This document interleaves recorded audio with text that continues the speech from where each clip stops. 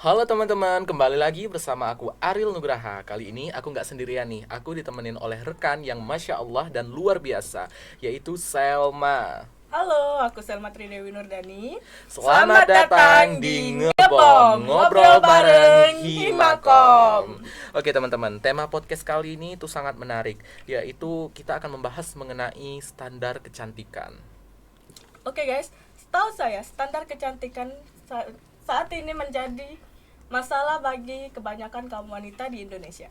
Jadi kita akan membahas seputar tema ini bersama dengan narasumber yang luar biasa. Tentunya sudah tidak asing lagi nih bagi anak ilmu komunikasi. Siapa sih yang nggak kenal sama beliau ini? Beliau adalah seorang mahasiswi prodi ilmu komunikasi yang sekarang berada di semester 4. Beliau juga adalah seorang sekretaris 2 dari Himpunan Mahasiswa Ilmu Komunikasi atau yang kita kenal dengan Himakom. Langsung saja kita sambut narasumber kita.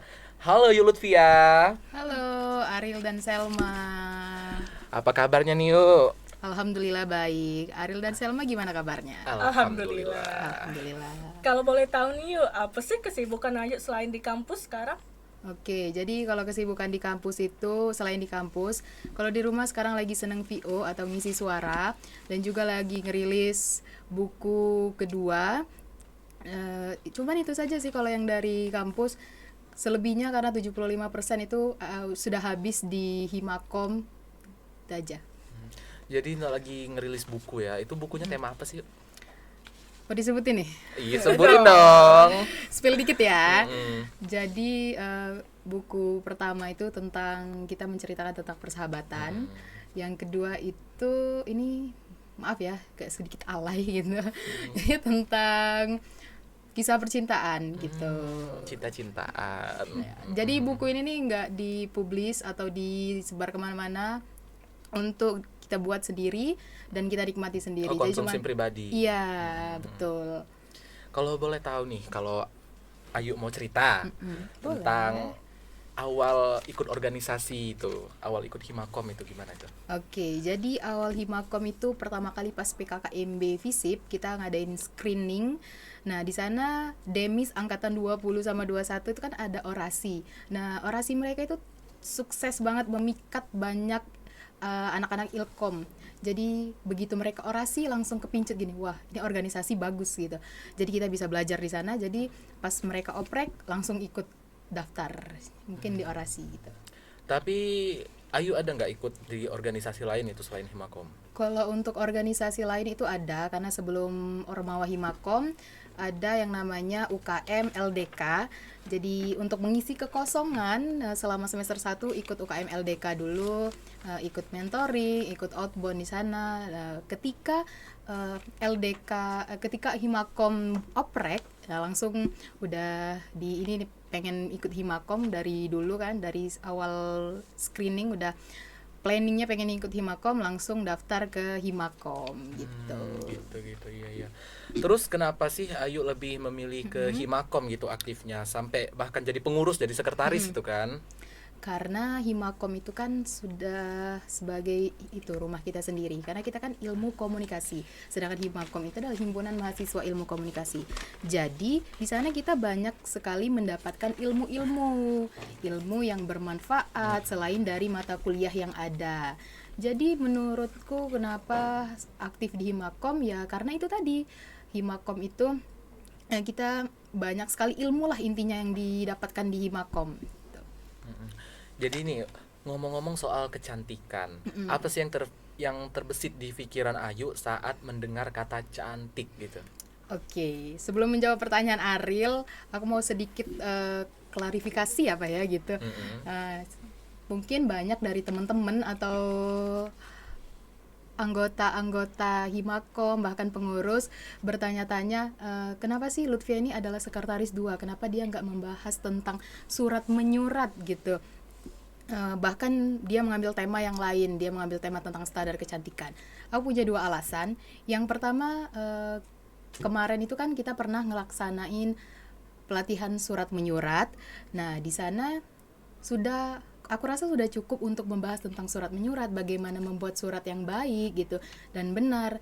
Yang kedua itu mengapa mengambil tema ini, karena aku lihat banyak sekali isu-isu tentang banyak wanita Indonesia yang selalu mengejar standar kecantikan yang sangat tidak realistis di kehidupannya gitu. Itu mungkin alasannya.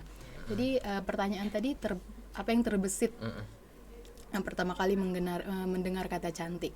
Kalau cantik itu adalah keindahan yang subjektif, teman-teman, yang bisa kita lihat dari sudut pandang masing-masing, sudut pandang kita masing-masing gitu. Seperti halnya kecantikan fisik, penampilan yang menarik, dan juga kecantikan hati gitu. Kira-kira nih apa sih yang membuat Ayu peduli tentang isu kecantikan ini? Yang pertama seperti yang dijelaskan yang pertama tadi, karena banyak sekali isu-isu kayak kita, bukan hanya orang-orang lain ya, orang-orang di luar sana, mungkin kita juga kayak mengejar tentang standar kecantikan gitu. Makanya pengen mengubah mindset bahwa cantik itu tidak harus menuruti standar yang ada gitu. Jadi bukan karena cowok ya? Bukan dah. Oke, jadi kalau Ayu sendiri pernah nggak ngerasa insecure atau ngerasa kurang untuk dirinya gitu?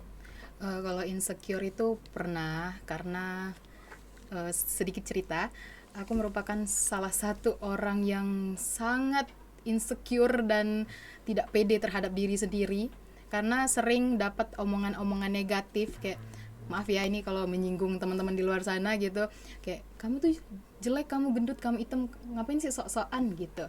Jadi dari omongan-omongan negatif itu numpuk dan jadi bahan overthinking, dan sampai sekarang gitu ngerasa kalau diri kita tuh minder gitu. Tapi di satu sisi bilang gini, kalau misalnya omongan-omongan negatif itu bisa kita netralisir dengan tidak peduli dengan omongan orang tersebut.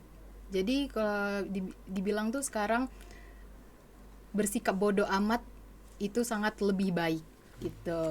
Bisa kita cut off gitu kan? Iya betul. Kalau misalnya Selma sama Ariel nih, pernah nggak ngerasa insecure gitu? Pernah Pernah dong. dong. Pastinya tiap malam kadang-kadang. Overthinking kita ya. Overthinking pasti. Itu tentang apa nih?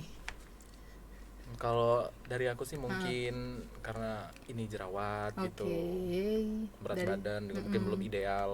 Dari Selma? Kalau aku pribadi sih mungkin tentang postur tubuh ya paling. Oke, nggak apa-apa, nggak usah didengerin omongan orang itu, nggak ada. Mereka itu cuman baca cover kita. Kebanyakan manusia atau orang-orang di luar sana sering ngelihat cover, atau bisa dibilang don't judge the book by this cover gitu. Mereka selalu ngejudge cover kita tanpa melihat isi di dalam yang apa yang sudah kita lakukan untuk diri kita sendiri gitu. Terus kalau menurut Ayu nih, itu gimana soal standar kecantikan yang ada di Indonesia? Oke, standar kecantikan di Indonesia menurut sudut pandang aku sendiri. Standar kecantikan Indonesia, kita perempuan selalu dituntut untuk menjadi cantik, putih, tinggi, dan berpostur tubuh ideal agar bisa menjadi agar bisa masuk dalam kriteria cantik tersebut. Padahal cantik itu relatif. Semua wanita itu cantik dengan keunikannya masing-masing.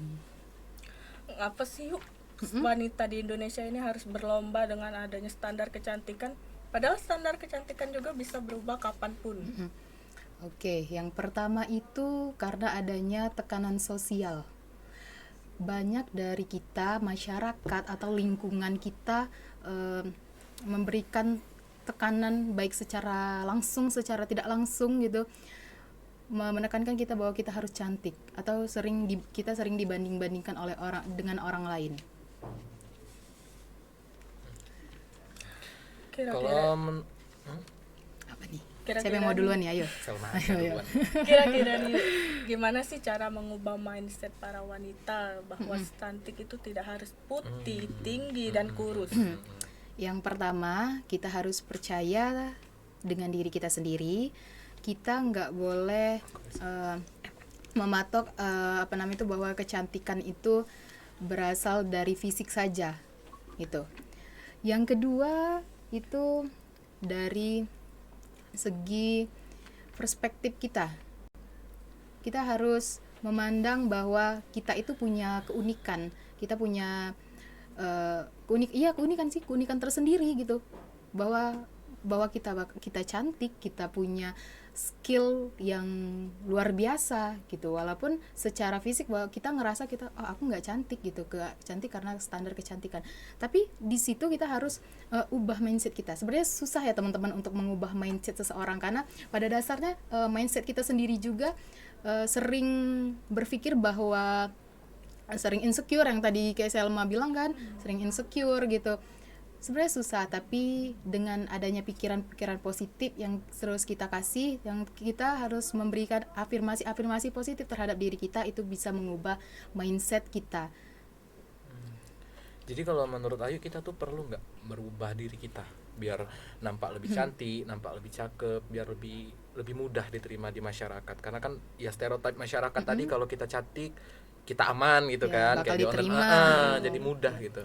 Kalau itu untuk merubah penampilan mungkin boleh, karena misalnya kita nih dari yang pertama itu kita acak-acakan, kita nggak terlalu mikir penampilan gitu, boleh kita mengubah penampilan kita seperti kita menjadi orang yang lebih rapi, orang yang lebih intinya rapi lah gitu. Kalau misalnya fisik mau diubah, kayak maaf ya, kalau misalnya hidung kita pesek terus kita memanjukin hidung, atau mau banyak yang mau diubah dari fisik kita, itu menurut aku tidak perlu, karena kita cukup jadi diri kita sendiri. Kita harus bangga dengan diri kita sendiri gitu. Pokoknya nggak usah nurutin standar orang lain, dan kalau misalnya kita mau ikutin standar orang lain nggak akan ada habisnya gitu, apalagi kalau mau nurutin itu manusia gitu. Manusia itu nggak akan ada rasa cukup, rasa puas akan dirinya sendiri gitu. Kurang terus ya. Kurang terus, bener-bener. Kira-kira nih ada nggak sih tips untuk para wanita yang merasa sering insecure tentang diri dia sendiri?